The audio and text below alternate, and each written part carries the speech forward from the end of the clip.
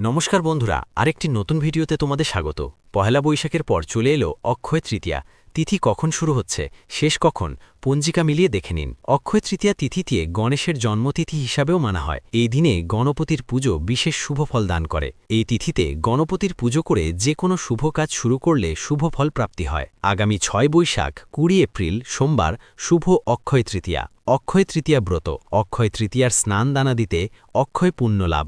অমৃতযোগ ভোর ৬টা ৫৭ মিনিটের মধ্যে, পুনরায় সকাল ১০টা ১৯ মিনিট গতে ১২টা ৫১ মিনিটের মধ্যে, সন্ধ্যা ৬টা ৪০ মিনিট গতে ৮টা ৫৬ মিনিটের মধ্যে, পুনরায় রাত ১১টা ১২ মিনিট গতে ২টো ১৪ মিনিটের মধ্যে। মাহেন্দ্রযোগ দুপুর ৩টে ২৩ মিনিট গতে বিকেল ৫টা ৪ মিনিটের মধ্যে। ভক্তরা দান, উপবাস, পূজা, স্বর্ণক্রয় এবং নতুন উদ্যোগ গ্রহণের মাধ্যমে এই দিনটি পালন করেন। ভগবান বিষ্ণু, দেবী লক্ষ্মী এবং নিম করলি বাবার মতো দেবতাদের কৃপালাভের আশায় অন্নদান এবং ধ্যানে মগ্ন হওয়ার জন্য এটি একটি আদর্শ সময়। অক্ষয় তৃতীয়ার সঙ্গে যুক্ত অন্যতম শ্রদ্ধেয় প্রথা হল দান, বিশেষ করে অন্নদান। হিন্দু ধর্মগ্রন্থে অনুসারে অভাবীর খাদ্য দেওয়া একটি পুণ্যকর্ম হিসেবে গণ্য করা হয়, যা শুধু ক্ষুধা নিবারণেই সাহায্য করে না, বরং অশেষ আশীর্বাদ এবং পুণ্যও অর্জন করে। বিশ্বাস করা হয় যে এই শুভ দিনে অন্যকে আহার করালে চিরস্থায়ী সমৃদ্ধি এবং ঈশ্বরের আশীর্বাদ নিশ্চিত হয়। ভিডিওটি ভালো লাগলে লাইক করুন এবং শেয়ার করুন আপনার প্রিয়জনদের সাথে। আর ভক্তি ও উৎসব সংক্রান্ত এমন